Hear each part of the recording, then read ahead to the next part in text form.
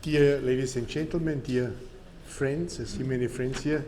I want to welcome you to today's event on European jihadists. This is a theme which is broadly discussed everywhere in different settings, and I think this is also important that on the political level these questions are being discussed in the Parliament, in the Council.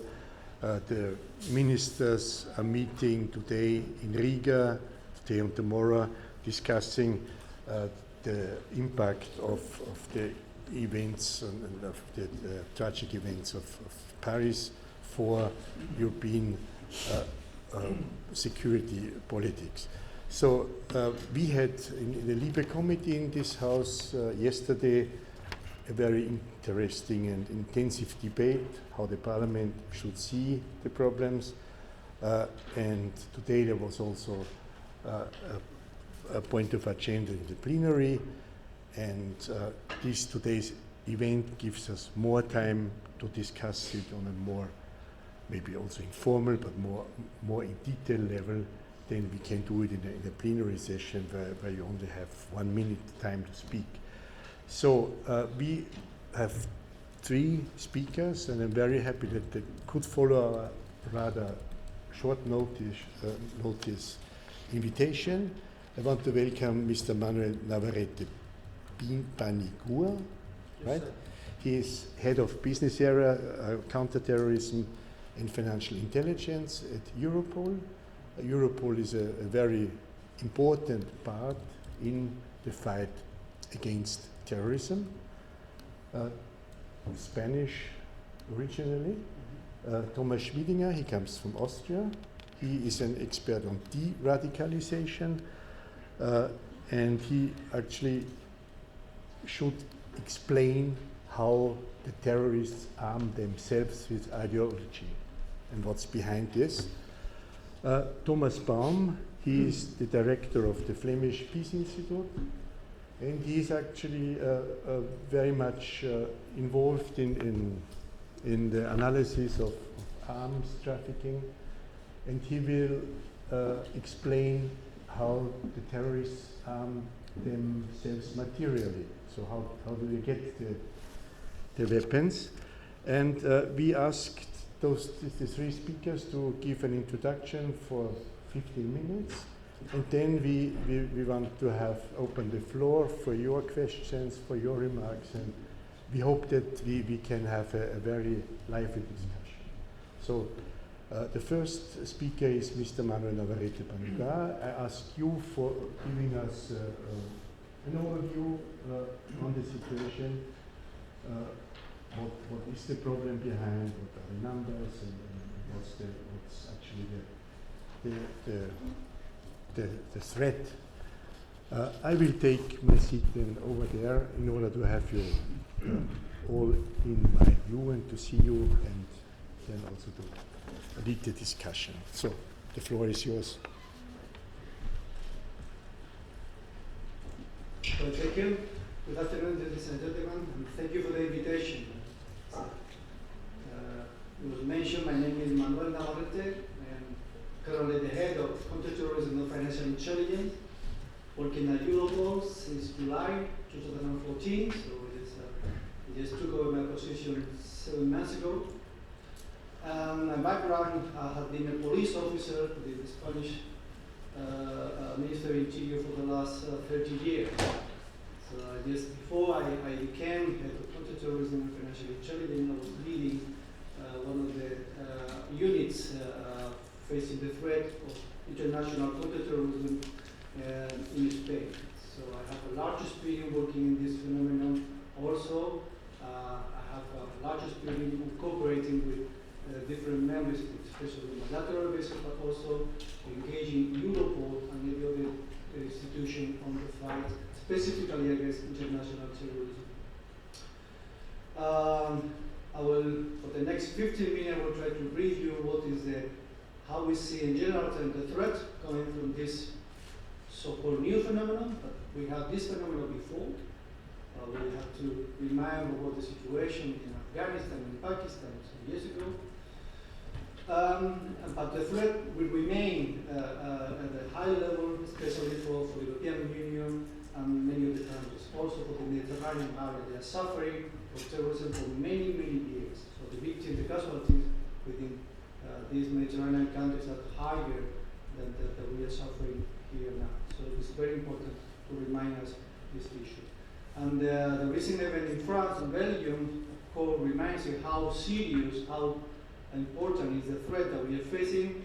So they are asking for Europol to do the best to really assist the member state to tackle this phenomenon and to provide security, to provide member states with good support to provide to our citizens the security we deserve. You know, there's a complex threat. We have a kind of galaxy or terrorist group operating in different areas outside the European Union, connected to the European Union and to associated member states, associated countries. Sorry, they are using now strong, powerful tools to identify, to radicalize, and to send people to so-called fight in the jihadism, as they call it, in a very diffuse way and unconnected. So that makes an effort for the police and for the intelligence service greater, and especially for Europol, more valuable to connect the dots between these different networks. And they are using strongly internet as a way of propaganda, but in the meantime to facilitate the identification, recruitment, and sending people to this so-called jihadism. Therefore, we are facing a global threat, and it's important that we also understand that we require to improve the international cooperation. Europol is making effort to mitigate this threat and supporting the member state and trying to enhance the cooperation at the European Union level and associated members. So, you know, Europol is facing on improving sharing information, because first we really encourage the member state to cooperate bilaterally, multilaterally among themselves. This is the main issue for Europol, really to have a strong cooperation with the European Union members. Then provide us with information, we can better support the investigation run by them, and in due case there is a judicial case to also support the magistrate and court in order to prosecute and face this phenomenon from the criminal point of view. So there is Europol has been working in this area specifically on terrorism for more than 15 years. I'm sorry. I was part of the initial team who was sent to Europol to set up how Europol had to deal with terrorism and counter-terrorism issue. Europol set up as a preparatory team back to the year 1998 to take up this competence. So I was one of those that prepared Europol for doing so. Now I'm back to really face again the problem. So when I joined Europol, I realized how important it is to consolidate and accelerate the implementation of the proposal already in place. Not reinventing the wheel, but trust what you already have in-house. Europol offers solutions to coordination and to the threat we are facing, especially after the Paris and Belgium terrorist incident. So I will now focus on the specific areas.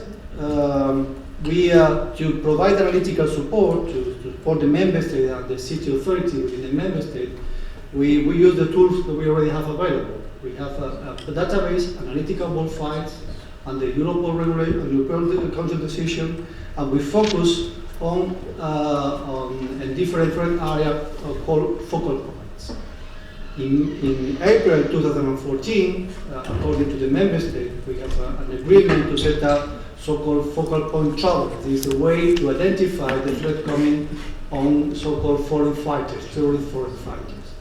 A person that seems to be attractive by this phenomenon, they are identified, sometimes radicalized, and they go to so-called jihadism, not only to Syria and Western Iraq so far, which is the main phenomenon now, but also to different areas like Somalia, Yemen, or even Mali in the recent years. So we offer this opportunity for the member state to share information, because we know that sharing information is the best way to do it. But you should be aware that the city sphere environment is quite peculiar. I mean, we really have a strong development of cooperation within organized crime. We increased 52% from 2011 to 2014 the cases reported to Europol on organized crime, but only we have an increase of 2% in the same period regarding city business. The contribution, the message, sending information to focal point travelers, for all member states, up to January this year, were 435 contributions. Compared to the 30,000 intelligence contributions received by Europol on organized crime, can give you how to measure how is the so far the exchange of information on city business on this area. So there is a clear room for improvement. Even having said so, most of the contributions are coming from 4 single member states, and also one associated party like is Australia. So we still try to get the member state offering the tools available at Europol in order to improve the cooperation of the member state, and especially involving Europol on this exercise. Well, what is the advantage of using Europol? We have 2 main tools. We have a single database, Europol information system, that we can use as a kind of watch list, but all the members that can directly insert the data, and the data protection is regulated by the national law, and they have to comply with the European Union regulation of data protection to be inserted the data into this Europol information system. And this data is checked every time by the protection officer and by the joint supervisory body. The latest visit for the joint supervisory body was September last year. So the members, they are allowed to insert direct data into this system, and they can make search in order to exchange information on this issue. And then also they can send data to Europol, to the focal points, like I call it focal point travelers, in order to get results from Europol and provide analytical support based on the contribution they provide to us. This contribution is checked automatically with crimes that could be somehow related to terrorism, such as firearms or any other crime of financial transaction that could be linked to terrorism. So there is a need for a comprehensive approach, exchanging data and cross-matching data could be for terrorist purpose, but in the meantime, could have any link with other organized area they are supporting terrorism. We know that terrorism is a parasite, so they are parasiting different areas like illegal immigration, could be, or firearms, in order to obtain the means to perpetrate terrorist attacks.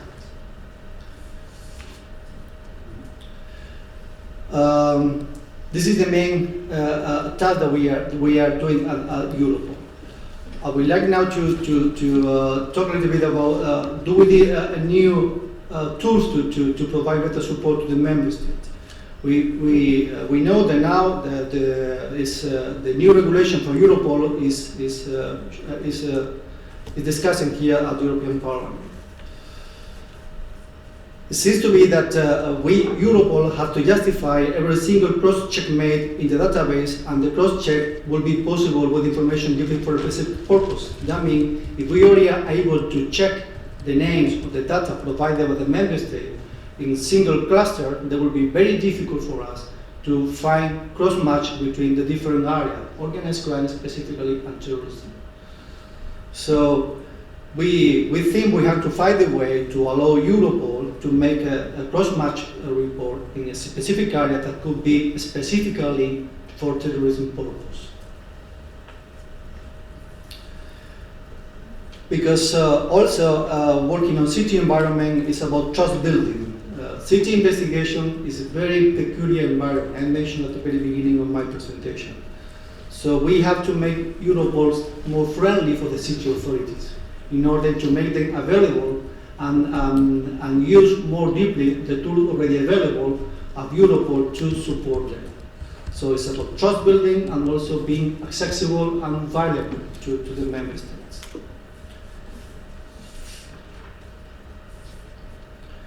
So the main challenge that we are facing now along with the member states is to connect and collect. Because there's not only to share information. Before sharing information, we have to know what information is needed. What is the gap that we have to fill up with the member state and Europe. So this is why we are working, trying to raise the level of the communication system to reach all the member state competent authorities in order to be more accessible and easy for them to exchange information and to include Europol within exercise. So it's about connecting, and from connecting we will move to collecting and then to sharing information.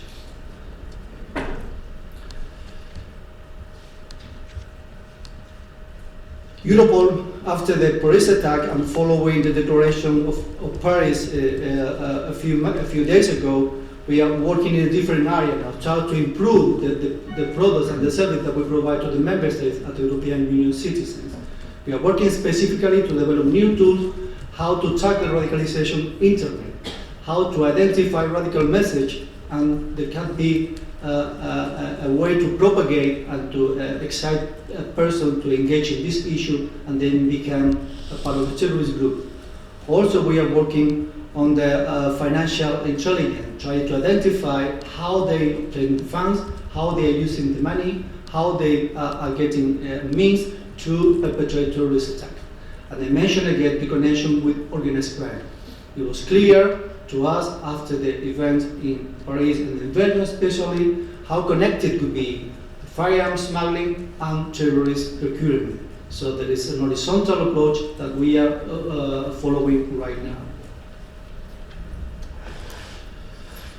But we also need to enhance our own tools. This is why I want to bring your attention to the use of new database in order to better identify and provide analytical support to the member state. We are aware that already is a discussion, the use of the PNR, passenger name record. I think there will be something that could enhance the member state to early identify and to cross-match names and information that could be very valuable to identify travel patterns or people that are going or leaving the European Union.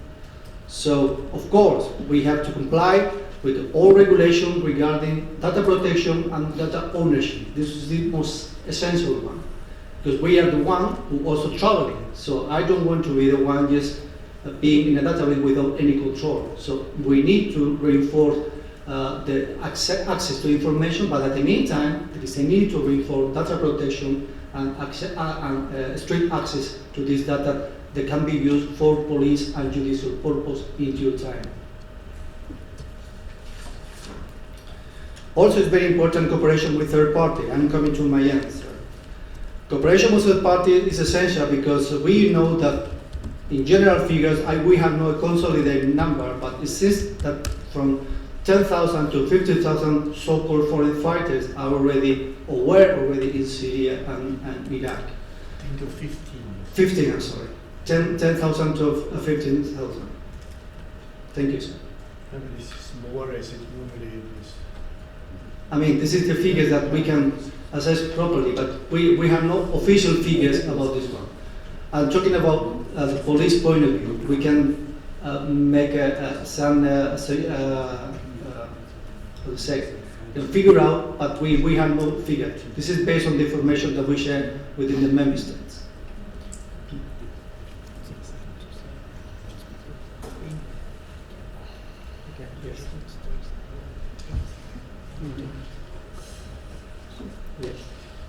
I'm talking about the people that they are going back and going there and back. And we are talking about general figures, not about European Union citizens.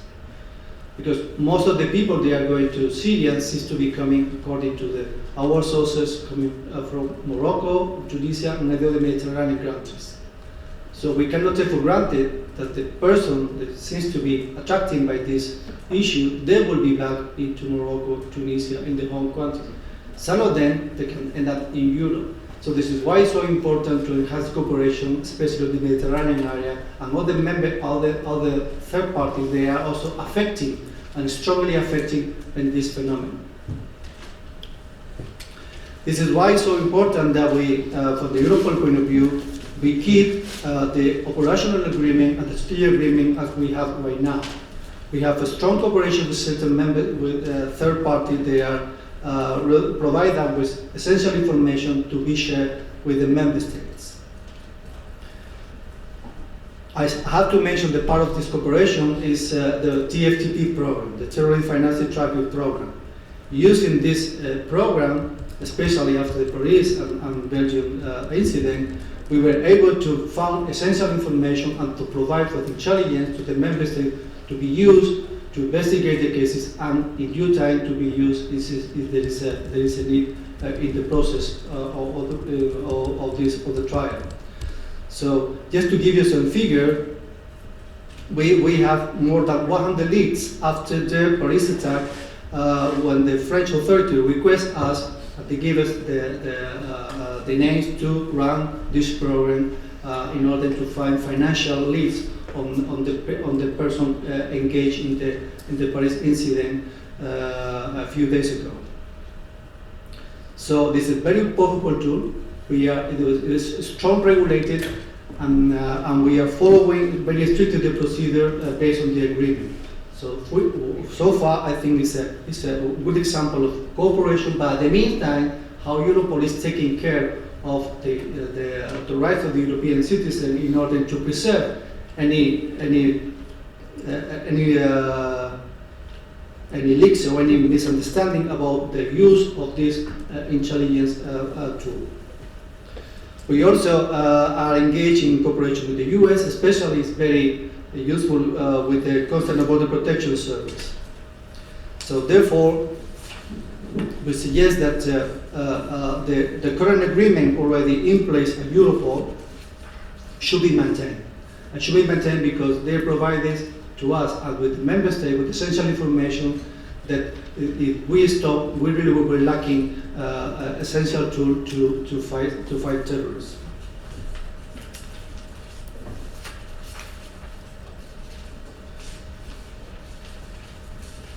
And I think I will stop here. So if you have any question, any request, I will be happy to answer. Thank you, sir. Thank you very much, Mr. Paniagua. I would propose that we have all the three speakers in one block, and then we open the discussion. And I mean, we can see that this is, of course, a cross-border issue, and to believe that a single member state can combat phenomena like terrorism is just not working anymore. So the contribution of Europol is highly important, and also of course the legal framework for Europol that they can fulfill their task as it is necessary. So we are working on this in the Parliament, and we hope that this question can be solved, and they are right. Be solved as far as they can see. So as next speaker, I would ask Tomas Schmidinger to tell us about who these people are. Thank you very much for the invitation here. In our opinion, the important work of the police is not the only work that is important to prevent terrorism in Europe. And I think if we reached a point where European citizens like me really have problems to enter their parliament, like I faced it today, the terrorists won at least the first battle. And that's why we try to do prevention against the radicalization of young European Muslims. And I want to tell you a bit about the ideological background of these people and what we might be able to do against the radicalization of young Europeans. So, jihadism is an ideology, that distance itself not only from the non-Muslim populations, not only from Christians or Yazidis, it's also in opposition to Muslim traditionalism. So jihadism is not just a specific form of Islam or of political Islam. There are some important steps of an ideological radicalization that distances these people from even very conservative Muslim associations and groups. These two important steps is on one side takfir, and on the other side the question who has the right to declare jihad and who has the obligation, the duty to go to jihad. So takfir is a sort of legal procedure in Islamic law that declares Muslims to non-Muslims. I want to tell you maybe in an example what that means. For a conservative Muslim, let's say an imam of the Militarish movement or from the Muslim Brotherhood, very conservative Muslim. A person who believes that there's no God except God and Muhammad is the prophet of God, is a Muslim. And if this person drinks alcohol, if this person eats pork, if this person goes once a week to a swinger club, he's still a Muslim. He's a sinner and a bad Muslim, but he's still a Muslim. For somebody who does takfir, such a person is not a Muslim anymore. A Muslim that performs takfir decides who is a Muslim and who is not a Muslim. And if you're once in the position that you define who is a Muslim and who is not, you can shrink the group of the real Muslims to a very small group of the real believers. And that's what takfiris do. For most of the takfiris, the vast majority of Muslims worldwide are not Muslims anymore. For example, Shiites or Sunnis who do not believe in the jihadi ideology. And this gives takfiris the right to believe that Muslims are apostates and that they have the right to kill Muslims. This is the background why most of the victims of jihadism worldwide are Muslims. Second question is who has the right to declare jihad and who has the duty to go to fight in the jihad. So there's definitely in Islamic tradition not only the idea of peaceful jihad as the struggle between good and evil in yourself, this exists, but on the same time there is a tradition of armed jihad. But in the tradition Islamic legal thought, jihad was a religiously legitimized war to defend Dar al-Islam, to defend the Islamic land against an invasion of a non-Muslim aggressor.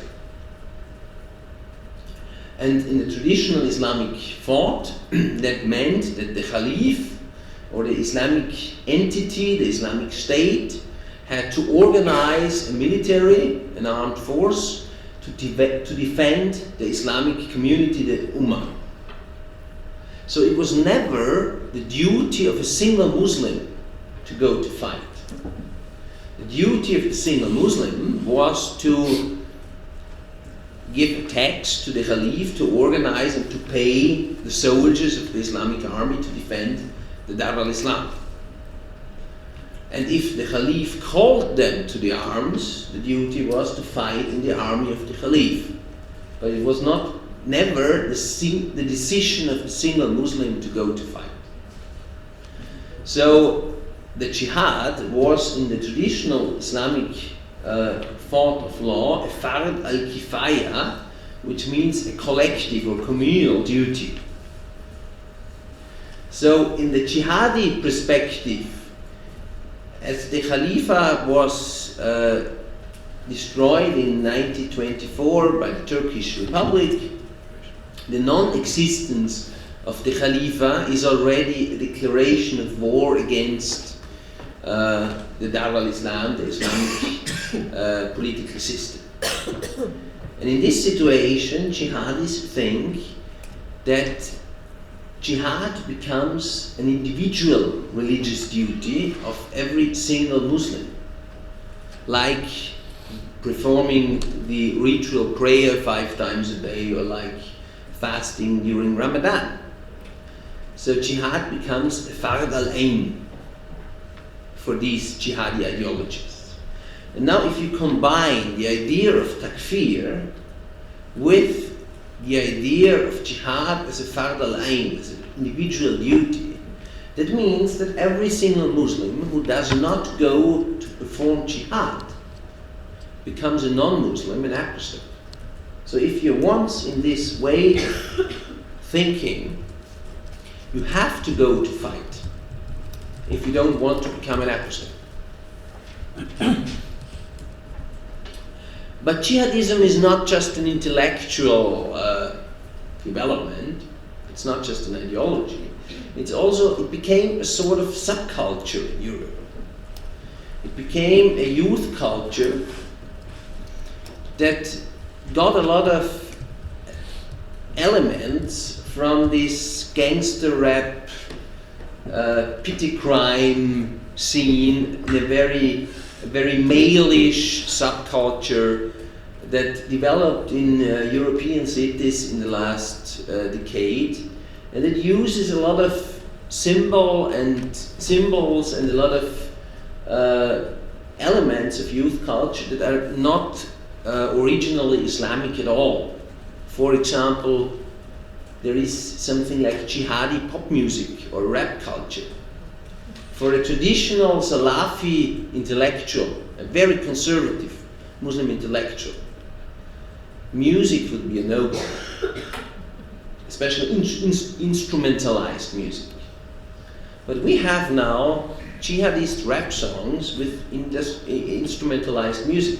This picture you see here is an Austrian rap group of 2 young Muslim men from Graz, from the second biggest city of Austria, and they performed already 2 years ago a very popular jihadist rap song that was widely seen in the internet. And the other thing you see is a comic strip of jihadists who try to perform their ideology in a very popular way that we know from American series or American pop culture. So who are these jihadists from Europe who go to fight either for the so-called Islamic State or also for other jihadi groups in Syria and Iraq? There are also still Europeans who go to fight in Ahrar al-Sham or in Jabhat al-Nusra or in other jihadi groups. It's not only the Islamic State, although the Islamic State became the most popular version of jihadism due to its success the last summer. On one side, there are populations with some traumatic experiences in their childhood. So, in Austria, for example, where I come from, we have a lot of Chechens who go to fight in the so-called Islamic State, and many of these Chechens, during their childhood, they faced a lot of war crimes in Chechnya, and they never got a serious trauma therapy when they came to Europe. And it seems to be that there's something like a mechanism that some of these traumatized people want to re-perform what they faced as helpless childs in another position later on when they grow up in the position of the perpetrator.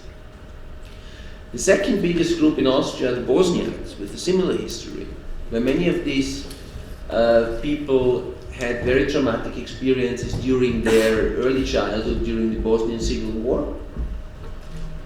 And I think this is something that connects their radicalization 15 years later on, maybe, with their experiences they faced in their home countries, but also with the political development of their home countries. So for the Chechens, for example, we know that in the North Caucasus, not only in Chechnya, the originally secular nationalist resistance against Russia became, during these two wars, mainly a jihadi resistance. They split, and there is an exile, still a nationalist exile government in London, but the people who are still fighting in Chechnya are mainly jihadis now, under Doku Umarov, who made this split. And so there is some connection with the homeland. But there's another group that entirely grew up in Europe and is partly also not of any Islamic background at all. Many of them are convertists. And their conversation and their radicalization is only a result of their alienation from European societies.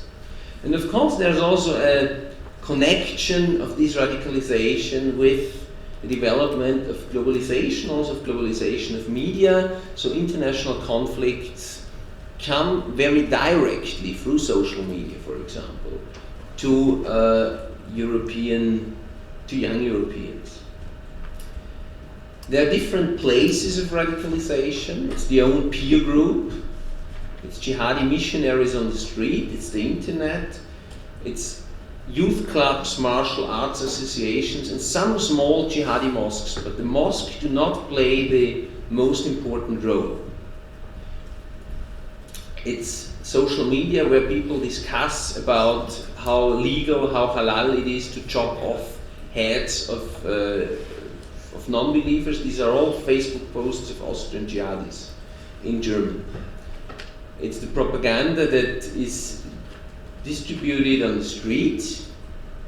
And the reasons of radicalization, in fact, are never religious reasons. It's always alienation from the society. It's the longing for belonging, for community, for meaning. It's often personal crises of these people.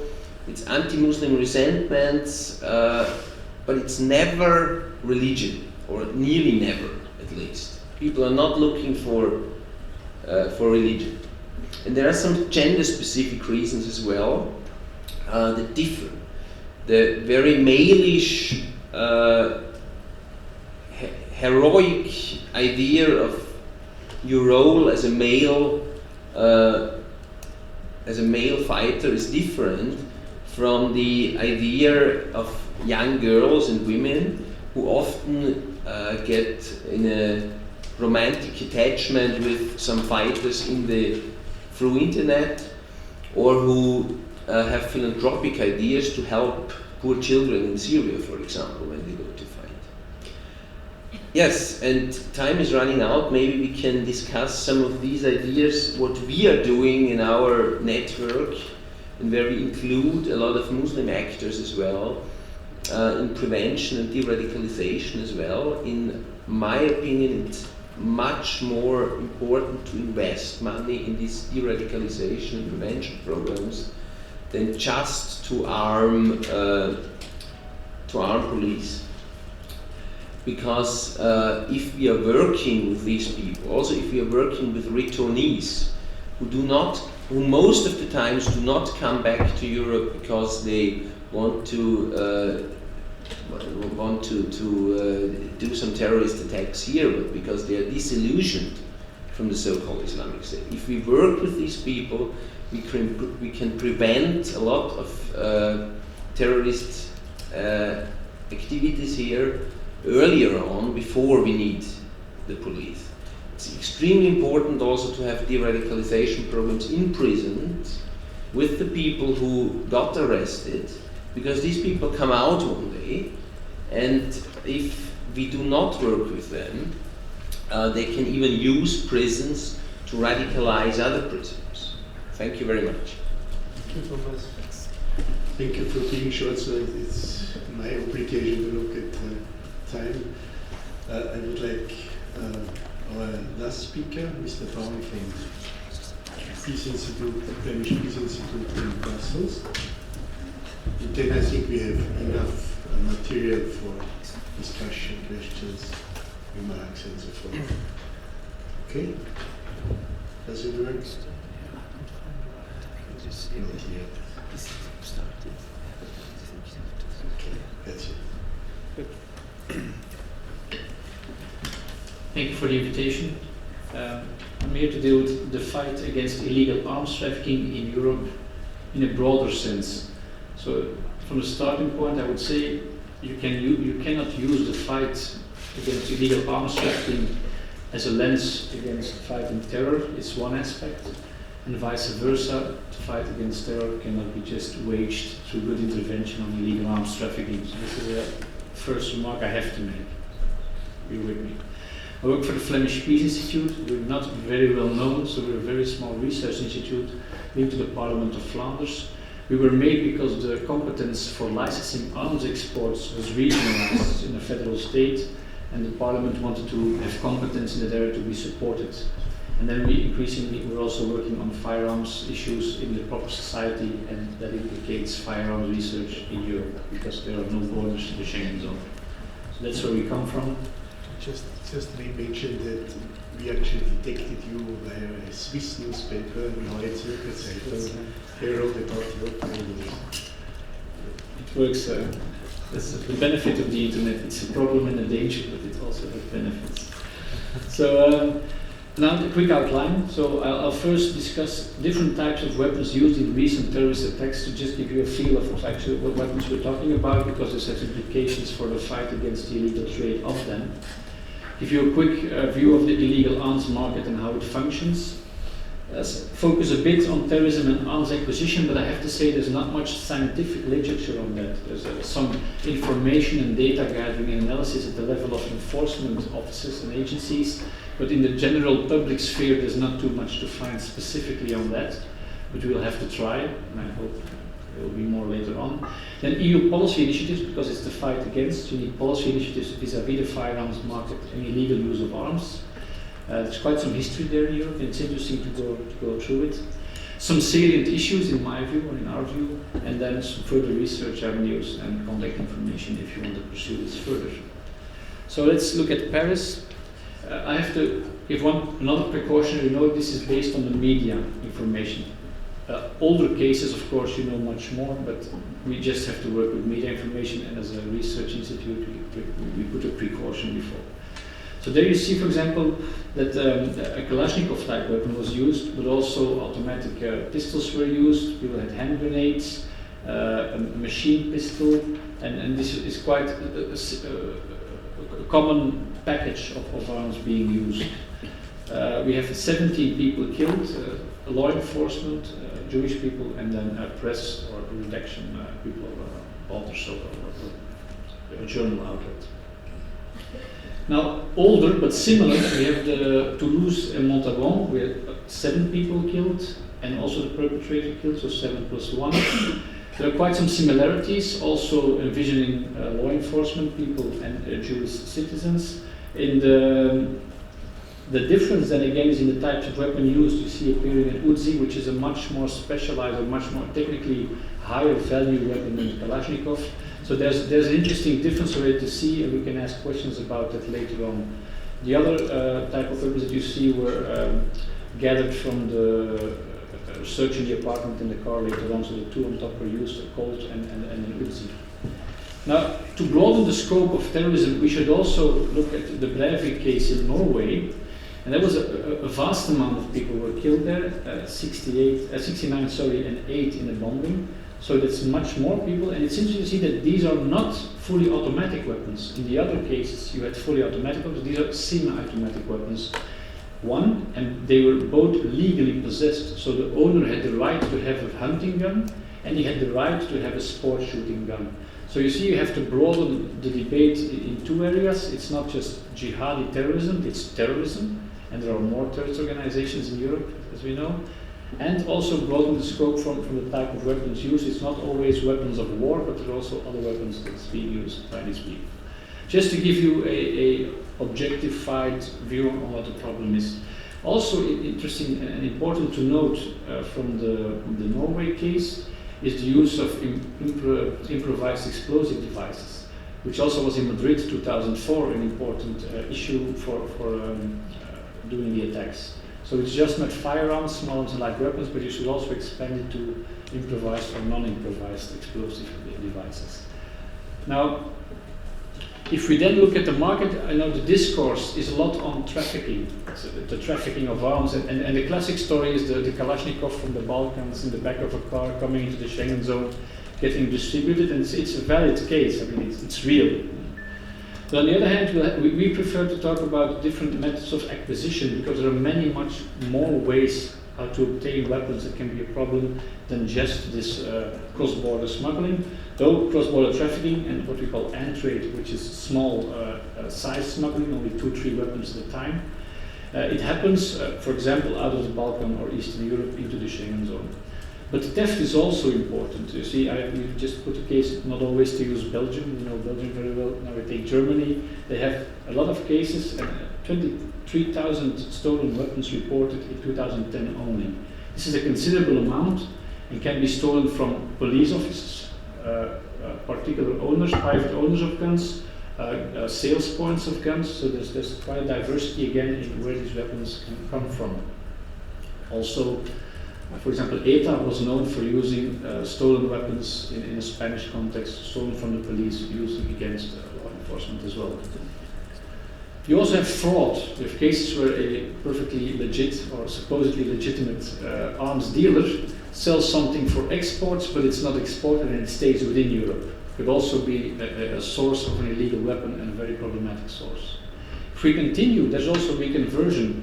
Alarm pistols can be transferred to be made to shoot real, and you also have reactivation, a supposedly decorative arm that has been neutralized, being activated again. And depending on the procedure of neutralization, there should also be standards about it throughout Europe. There's not that for the moment, not in fact. So in this sense, there's also an issue.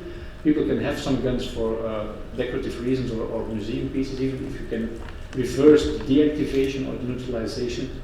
Again, you have a source of an illegal weapon. The shooter in Liège, Anrani, was caught with thousands of pieces of weapons and was a bricoleur in making firearms as well.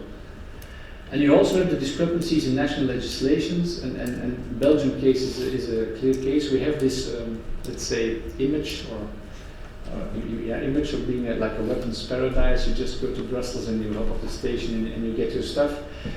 There was an issue up till September 2014 where some historic guns were indeed freely obtainable in Belgium, but not in our neighboring countries. And this had the consequence that people from the Netherlands, Germany and France did weapons tourism. They came here and they bought a weapon that was freely obtainable in Belgium, historic weapons, but still very usable, but freely obtainable under the assumption that the ammunition would not be sold anywhere, but of course the ammunition would be sold, so you have a functional weapon. And they would take it home, but at home it would have been a licensed weapon. It's not licensed, so it's illegal there. Now, in September 2014, this specific loophole was closed, but there are many more loopholes throughout the European Union, of course. And then the internet, postal deliveries, is also a source of illegal weapons, and 3D printing. And there it's important, there are no reported cases of use of 3D printing weapons for terrorist acts, but they're printed in types of plastic that are very much more difficult to detect when you put it to metal arms, so it could be really a problem if this development of 3D printing goes on. I don't want to scare you too much, but it is a development that's coming and it should be anticipated as well. So just to diversify, we don't talk arms trafficking, but we talk arms acquisition, and there's much ways to get illegal weapons. If we then focus a bit on terrorism and organized crime, they are only one actor on the illegal arms market. There's criminal groups, there's private gun owners, and they're not a specific kind of client in this general analytic way of speaking. But there are, as was suggested already, also linkages between terrorists and criminal groups concerning weapons acquisition. in prison, when you're there and you radicalize, and you also get the connections with the right people to be able to furnish yourself later on. There are of course links, but also some terrorist organizations have their own procurement, so they have their own supply sites, and they can go out of the European Union and have special logistical chains to get the guns inside here. And maybe if we talk fighters coming back, it's not unimaginable they would take weapons with them from where they are and so on. But important, there is also illegal use following legal possession, as the Breivik case has explained. So, and with much more casualty, with a kind of a more acceptable type of gun, if you would like to call it that way. So then there's an interesting research question. Do differences in arsenal also reflect differences in goals, strategy, or availability of these weapons? Does the availability define what is being done with it? Do people actually look for something in function of their aims? It's an interesting research question. And it's not being researched for the moment. It should be researched much more. We have antecedents in our prior research more in conflict zones, where there are clearly cases of, for example, how the availability of certain types of weapons influence a conflict in a war zone. So there is research on that, but outside of Europe in heavy conflict zones. If we then look to EU action on firearms, I grouped them a bit intuitively, but I think it sticks. From the 90s onwards, when this freedom of movement of goods and people was established or being discussed, the security risk of arms was immediately clear, and they made the Firearms Directive in '91. That was revisited in 2008 and a bit strengthened in the sense that a notion of good cause to own a gun was introduced. And there was a focus on intra-EU, but especially illicit. It's a focus on how to regulate what people could have and do. Then a bit later on, you see also a focus on extra-EU, both licit and illicit. There's of course arms exports to neighboring countries, and when they would come in, it would be a problem. So there is implications for arms export policies for the domestic security of Europeans. If you don't watch out, and there's a clear case, the Balkan is a clear case in that, but these are more other types of weapons, that conflict zone, that the conflict is ended, you have the surplus of weapons, and they go other places. This is clear. So in that sense it's important, but the EU is also very active in supporting the fight against illicit accumulation and trafficking of small arms and light weapons elsewhere in the world. I'll quickly go. So in this sense, you see that they're active in for example, in the Balkans in funding CSAC that collects weapons. They're also active on international fora, Arms Trade Treaty, Firearms Protocol of the UN, to say we will deal with weapons elsewhere in the world, but it's an external issue. And then now, the recent 5 years, you see much more focus on intra-EU and illicit. So an EU action plan to combat illegal trafficking in heavy arms for criminal activities. Also Europol, it was discussed, made illicit firearms or the fight against illicit firearms part of its priorities. And then you see for future action firearms that the communication 2013 set 4 priorities, and I think it's very relevant to discuss these nowadays again. Safeguarding the illicit trade, okay, DG trade, or DG. And then reducing diversion from licit to illicit, both here and abroad, increasing pressure on criminal markets, and building a better intelligence picture.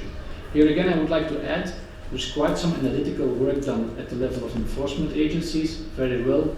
Make sure that there's also something, and especially in a parliamentary context, that there's accountability, there's data, and reliable data, because estimations, there are plenty and many of estimations, and it's very hard to work with estimations to do policy. You better have hard facts. And then the firearms package, I think that this occasions a very good look at the firearms package when the Commission will come with that. Salient issues, there's no more inside and outside, it's inside and outside and inside again. There is a regulatory effort in the EU, and it is one of harmonization, but also upgrading of legislation, which is good. Still you have national competences, national enforcement and cooperation, but it was discussed already, is important in that area. And as I said, the discourse is on trafficking, but it should be on acquisition, I think, and more research in relation between terrorist groups and criminal groups with a view to arms acquisition. We're on the demand side for research results on that respect. If you want more, we have some publications. A very recent fact sheet on illegal firearms in Belgium might be of interest. There's a note coming on assessing firearms legislation, a case study in Belgium that really goes through, it's like a model case. You could make such a case study for every European member state. It would be very worthwhile. It's very detailed. The author, Navarrete, is here. You can join the discussion later on. gun availability legislation and violent death in Europe, a comparative thing on the impact of firearms. And we are working on illegal acquisition in the EU, but I'm not sure when we will be able to deliver on that. Of course, using cooperation, go ahead. And as I said, you can always contact our researchers, Nilsike or Manuel or myself later on. Thank you. Thank you very much. So I think you have now enough things to discuss, and I would ask you to raise your questions.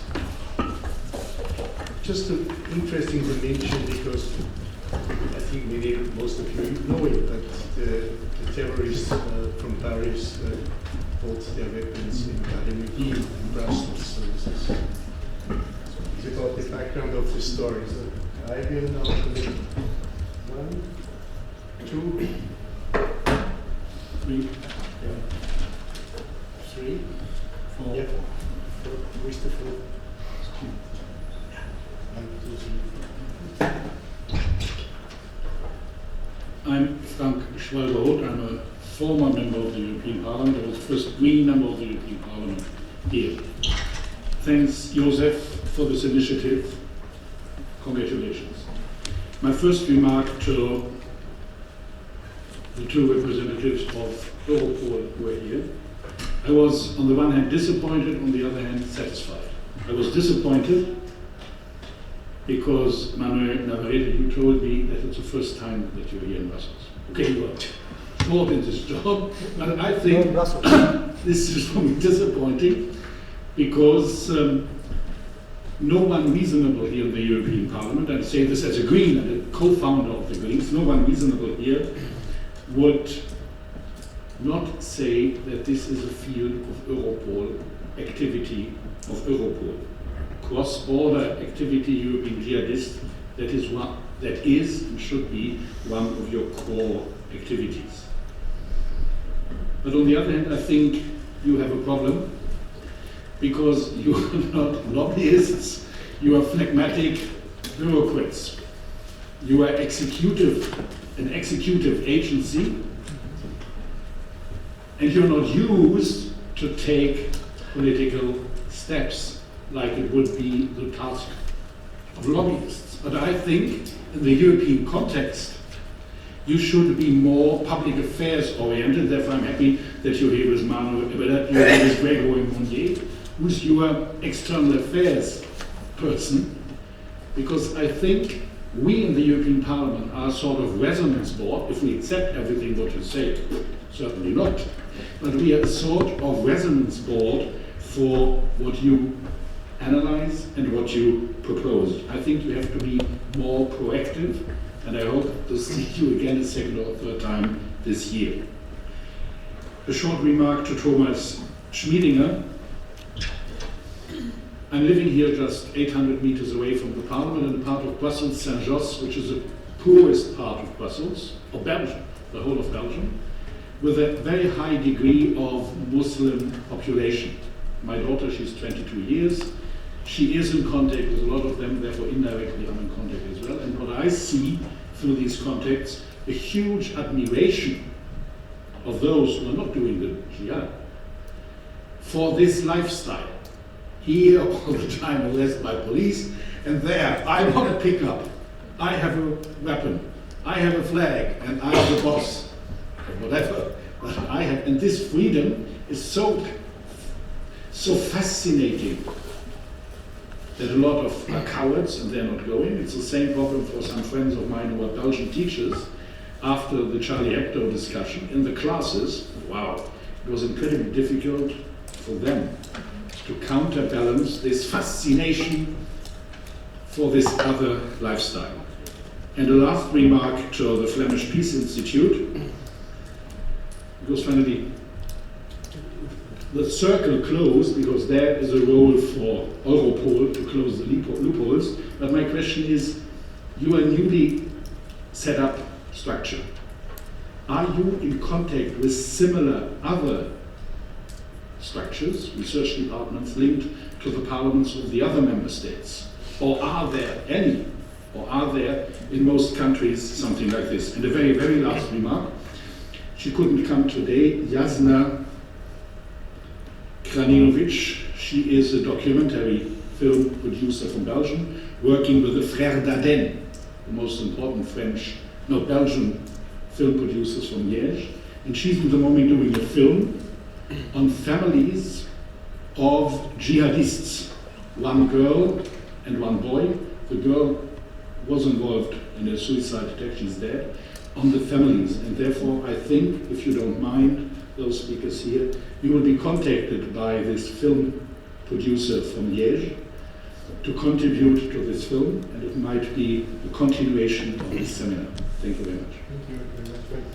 But we should actually try to be a little Apologies. No, it was very, very important. No, but contribution, but I can do this very short because I've done short things for the last 40 years of my life.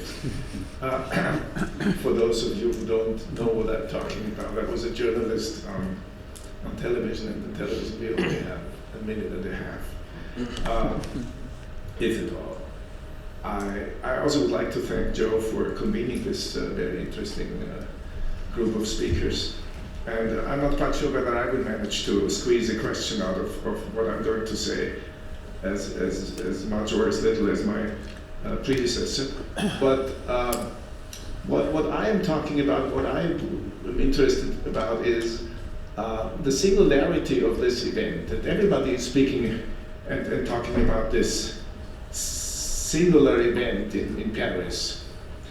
And if you reach a certain age, as Joe and I have, and perhaps a few others, but I don't see any,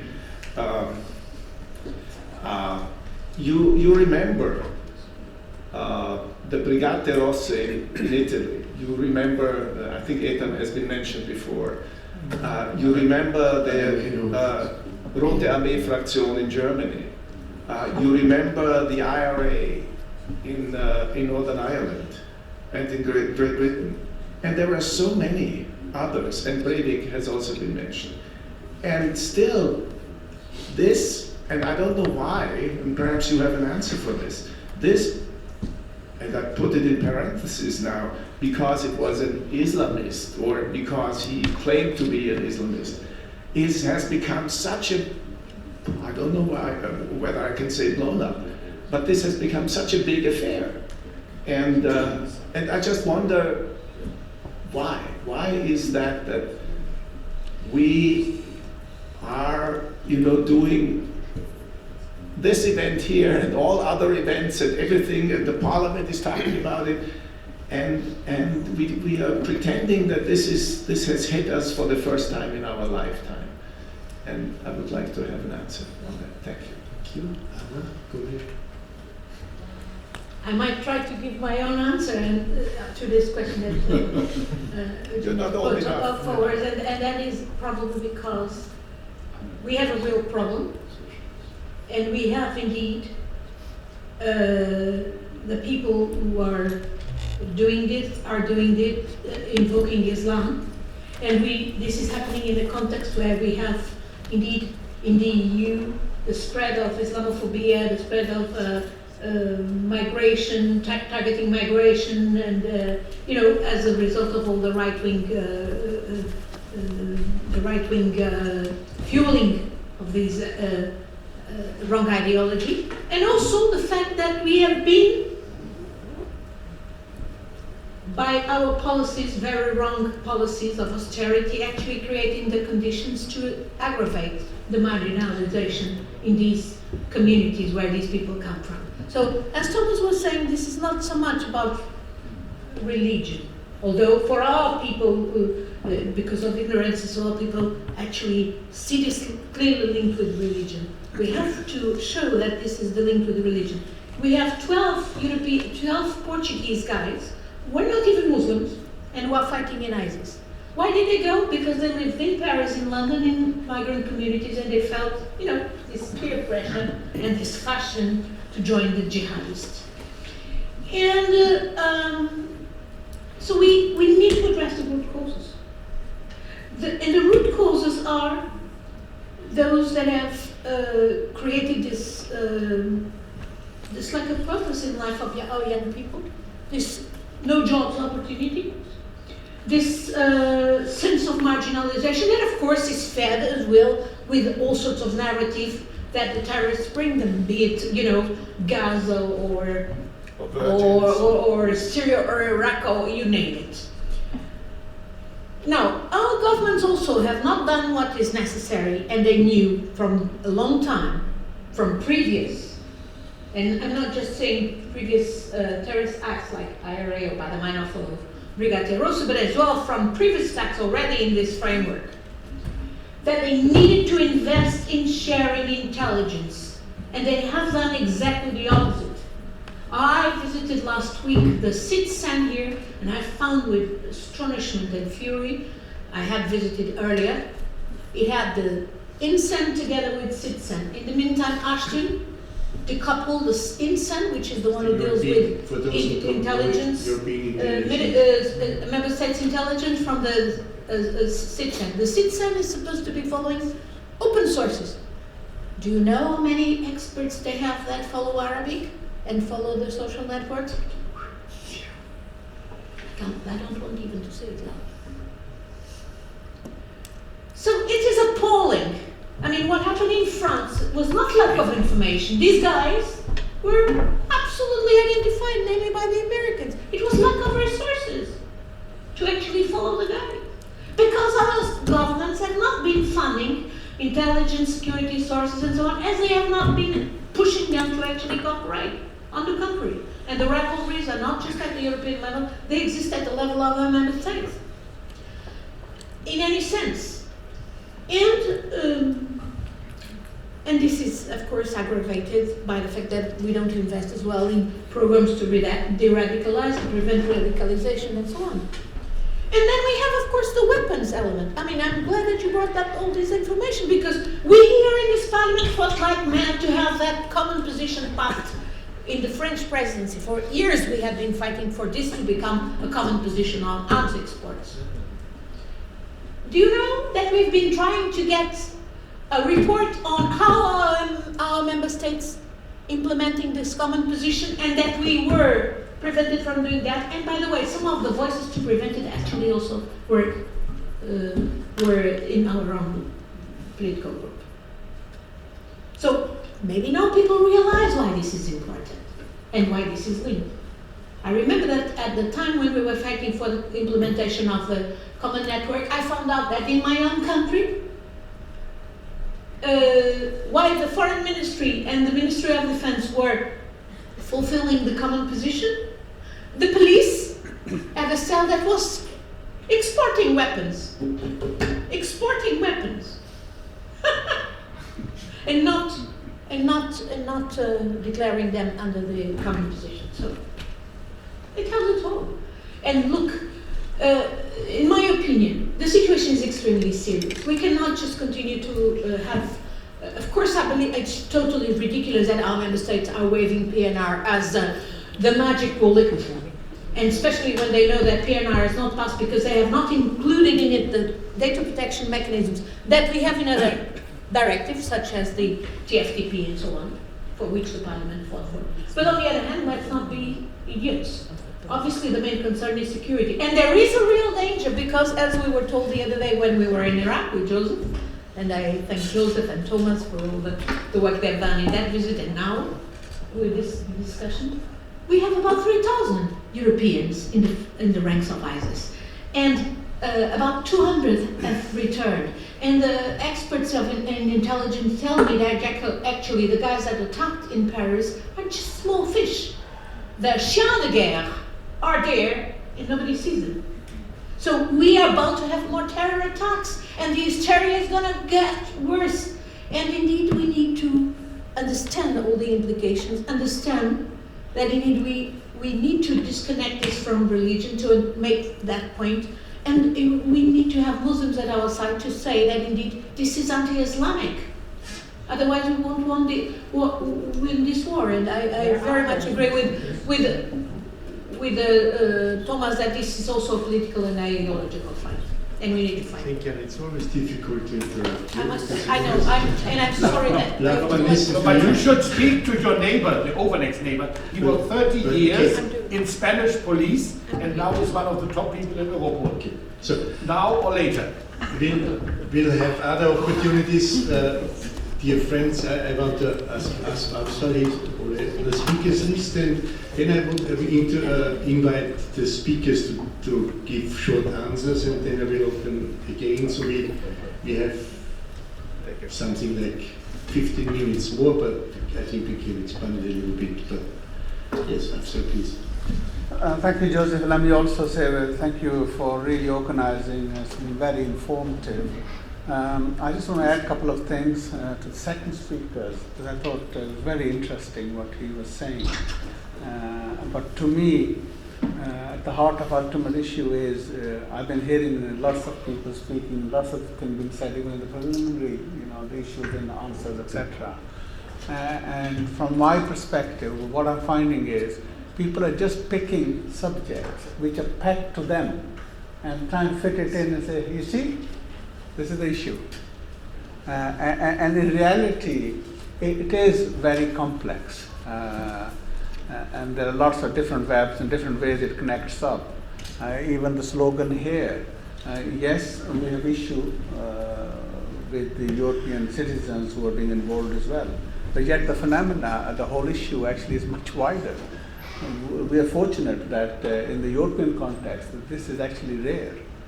Many of the Muslim countries, this is a daily thing happening in countries. So I think we need to look at it in totality in order for us to make progress. And I think Anna was finished off on the subject of understanding.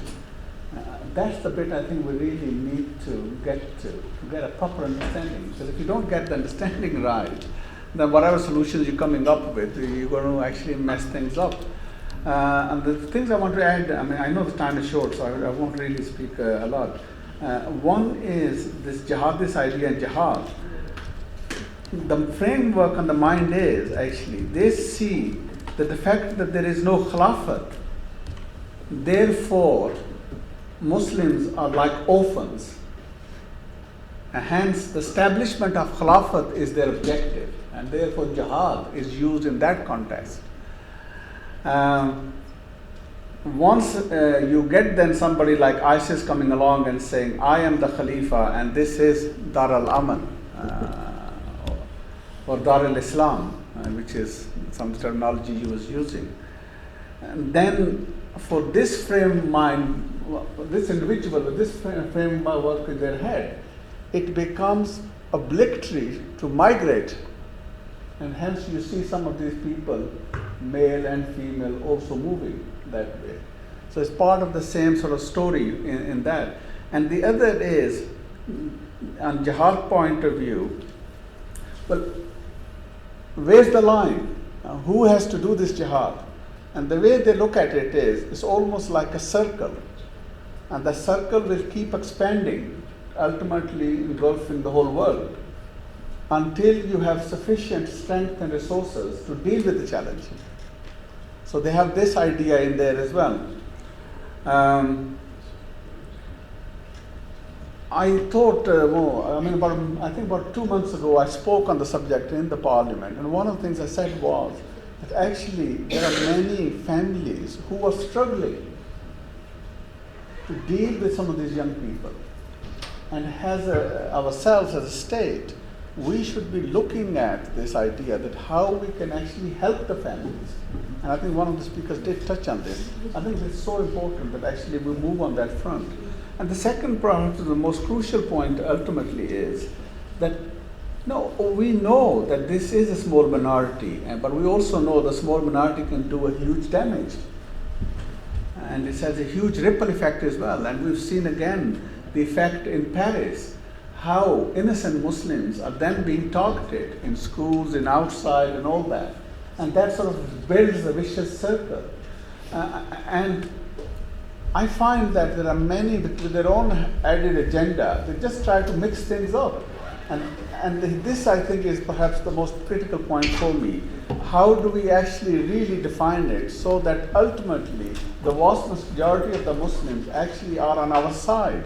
So they become a tool not only of challenging the narrative but also providing some of the solutions as well. And mixing everybody up into the same pot, as anyone who talks about Islam is also a jihadist, actually is making the problem that much more difficult. And if I use a final bit on this to make my point, the example is of Egypt. I find troubling that there they went through this huge struggle. Millions and millions of people came out, election happened, you had a government elected, which was Ikhwan, who seems to be speaking about Islam. And then basically they were undermined. They weren't even allowed to run their course. The way it was handled and the oppression that went back in. The danger really is, then you're putting all these into that group as well. And many of them will say, there's no point talking. Let's pick up this jihad. And that, I think, is a real issue. Getting the majority on our side and not to really push them towards that camp. And that requires a real proper understanding on our narrative as well. Thank you. Thank you very much.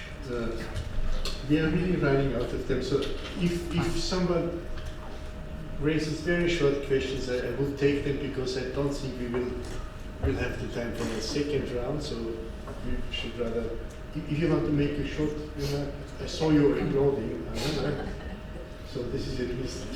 I can be telegraphic because I share exactly the same experience with the first speaker, and I very much agree with the last one on let's not consider too many people as terrorists, because at the end, when all are terrorists, it's very difficult to find the right ones, and the others might help us. Just a telegraphic question. The middle speaker spoke about the measure for de-radicalization when these fighters come back home, because after all, Europe is their home. They are almost all here. And I totally agree with all the measures you listed. I am involved in several of them, including schools. The problem is that in Europe, there is absolutely no coordination on this, and we go from very smart programs from Scandinavian countries, Sweden in particular, but also Denmark, to zero or even worse country discussing about taking away from these people their passport and their nationality, hoping that they have also a second nationality, because otherwise they will become apolid, and funny enough, nobody can persecute them anymore. I don't know how they invent this. So who should, in which place, are our politicians ready to think about also coordinating this approach, and not only the preventive approach, or even worse, the police approach?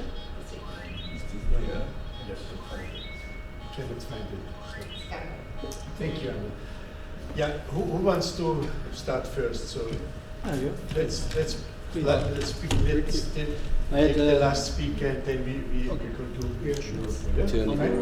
On parliamentary networks, on parliamentary networks or research networks, I think we're an institution, a research institution linked to a parliament. So we're not engaged in these parliamentary networks as there are around firearms issues, especially in Latin America, or around, say, nuclear disarmament. They have these parliamentary networks going around.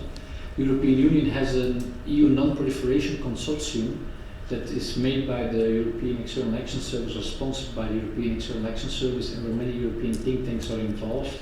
CIPRI, HSFK, Hessische Stiftung Friedensforschung.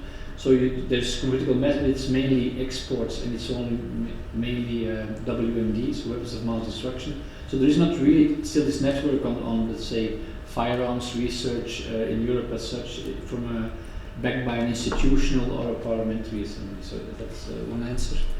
Then the question on why is it such an event, or so much attention to an event? I think it's not to be cynical. It's one American social scientist once said politics is very well at doing two things: doing nothing and overreacting. So, and I think, and it's not a blame, but it's a factual description. There's like administrations that and logics and so on, and political dynamics that hamper whatever needs to be done when there is time to do it, and then this one event happens and everything has to change. We have a very valid example. There was a shooting in Antwerp of a guy who just bought a gun, shot a child and 2 other people, and immediately legislation that was not passed for 70 years was passed just like that. And it was bad legislation and had to change it again 2 years afterwards. So I think that's one of the answers I would give from a political side. I think generally, I think also the category Muslim is a very easy category to target in a general European, quite xenophobic, and so on. So there wasn't this kind of panic when it came to Breivik. I mean, it's very clear. So the panic is the panic of the other as well. I think there's linkage there, and I think that's mainly anything I have to say. Thank you. One thing, if you want to know about what Anna mentioned about, there is an evaluation of European export control policies. It's called Business as Usual, EU Reactions on the Arab Spring, and it's published on our website, so you can check it out. Thank you. Thomas? The important question where this could be coordinated in Europe. Of course, the European level could play an important role. The problem I see is that we have very different national situations still. So the situation in Belgium, for example, as you mentioned it, is much tougher than in many other European countries. In Belgium you have per capita the highest number of jihadists in all over Europe. And I think you have to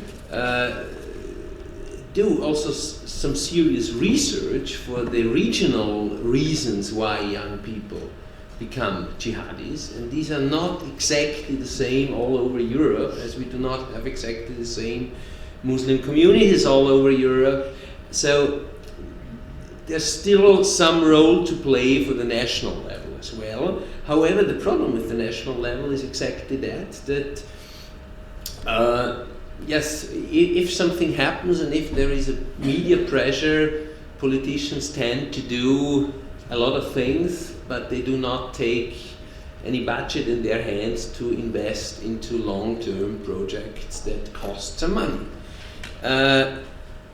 Working with families, that's exactly what our NGO is doing, but we are doing it still completely voluntarily.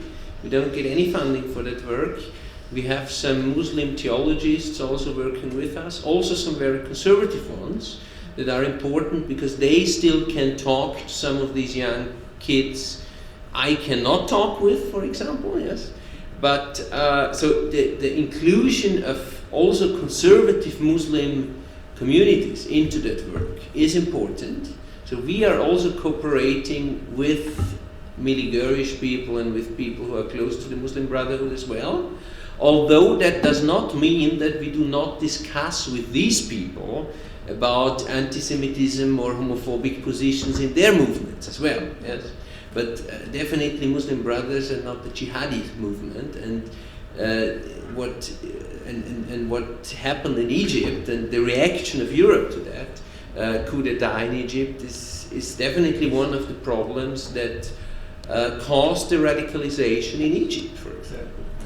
Well, and the comparison with the Brigate Rossa and RAF and things like that, I think there is one really important difference. These were either very marginalized groups